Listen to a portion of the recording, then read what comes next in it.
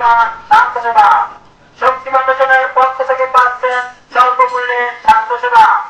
এখানে বিশেষজ্ঞ ডাক্তারের টেলিমেডিসিন পরামর্শ এবং মেডিকেল অ্যাসিস্ট্যান্ট দ্বারা স্বাস্থ্যসেবা প্রদান করা হচ্ছে।